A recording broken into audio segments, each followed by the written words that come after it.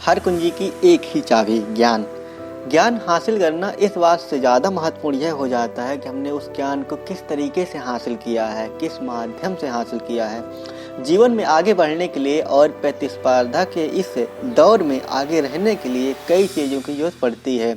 ज्ञान भी उनमें से एक है जो काफ़ी महत्वपूर्ण है। सही कहा गया है कि शरीर और गरिमा ईश्वर तहवीज है और शिष्टाचार अभिभावक तथा शिक्षक देते हैं, लेकिन ज्ञान हमें खुद हासिल करना पड़ता है, खुद अर्जित करना पड़ता है।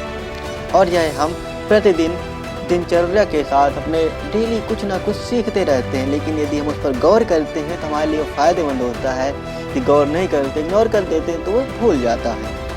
ज्ञान कई रास्तों में आता है। यह सोचना गलत है कि केवल पढ़े लिखे लोगों के पास ही ज्ञान होता है। यह हमारी जो बहुत हम सोचते रहते हैं कि ये जो पढ़े लिखे लोग होते हैं उनके पास बहुत ज़्यादा ज्ञान है। ऐसा कुछ नहीं होता है।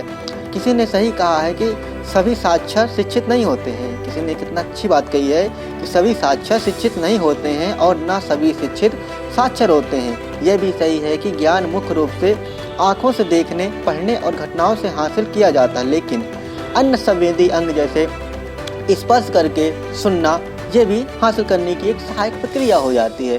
क्योंकि जो ब्लाइंड लोग होते हैं, जो ब्रेल लिपि के द्वारा यानी एक स्पर्श से, अनुभव से और सुन करके ही वो ज्ञान अर्जित करते हैं और लंबे से लंबा मुकाम हासिल करते हैं, जैसे कि आपके सूरदास भी एक अच्छे कवि के रूप में रहे हैं।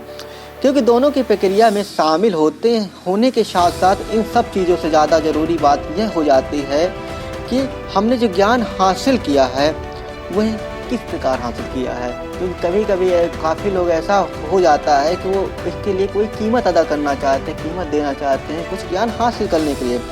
किसी भी मुद्दे पर यदि हम कोई नॉलेज होता है, यदि कोई ऐसी समस्या होती है उस पर नॉलेज होता है तो उसमें हमें लाभदायक होता है। यदि हम डेली अपने रूटीन में कुछ हमें जानकारी है तो उसमें हम आसानी से कर सकते हैं, अपने कामों को बहुत आसान बना सकते हैं, हर मुसीबत से दूर हो सकते हैं, साथ ही जितने भी तनाव होते हैं उनको कम कर सकते हैं और अपनी समस्याओं को, आगे आने वाली समस्याओं को भी सॉल्व कर सकते हैं। इसी पर एक अच्छी बात कही गई है कि ज्ञान हमारा जो होता है एक ताकत है, खुशी है और ज्ञान एक सुरक्षा भी है। इस पर कितना अच्छा लगता है जब हमें ज्ञान हो और हम उसके उपयोग करके कितना बेहतर कर जाते हैं। ज्ञान के द्वारा ही यूपीएससी क्लियर करते हैं, सिविल सर्विस में जाते हैं और ज्ञान के द्वारा ही जो हमारे फॉरेन वाले में होते हैं IRS, IFS, तो उसके लिए भी, उस सुरक्षा के लिए अपने ज्ञान के बल पर ही जो भी सूचना वाहक का काम करते हैं, जैसा भी दूत का काम करते हैं, राजदूत का काम करते हैं, वो सभी ज्ञान के बल से सुरक्षा देते हैं। और ज्ञान यदि हमें होता है तो उसमें खुशी भी मिलती है, क्योंकि हम जब कोई समस्या आती है उसको हम सॉल्व कर लेते हैं, कोई क्वेश्चन आता है उसको हम हल कर लेते हैं, तो हमें एक अच्छी खुशी के अनुभव होता है। ज्ञान के बारे में कई पहलू और सच्चाइयाँ हैं। उनमें से कुछ इस प्रकार यदि कहा जाए कि यह सबसे बड़ी संपत्ति है। ज्ञान सबसे बड़ी संपत्ति है जिसे चोर चुरा नहीं सकता है और ये दूसरों को देने से के बाद भी कभी घटती नहीं है, हमारे पास ही सुरक्षित रहती है और हमेशा बढ़ती रहती है। जो चीज़ अच्छी है उसके बारे में जानकारी हासिल करना मुश्किल है, पर आप एक चीज़ के बारे में ज्ञान हासिल करने के बाद जब उसके बारे में कुछ जानकारी ले लेते हैं तो उसके साथ हम कुछ 10 नई चीज़ों के बारे में भी जानकारी हासिल कर चुके होते हैं, जो हमें आने वाले किसी भी काम पे में ज़रूरत पर याद आ जाती हैं।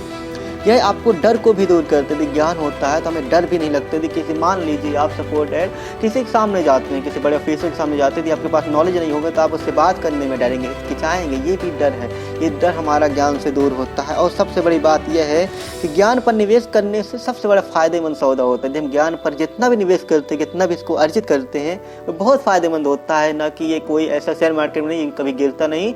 हमेशा हमें यदि हम कुछ निवेश कर रहे हैं, थोड़ी भी पढ़ रहे हैं, तो हमारे लिए बहुत फ़ायदेमंद होता है। एक अच्छी सरलता, खुशी और निर्मलता महसूस होती है।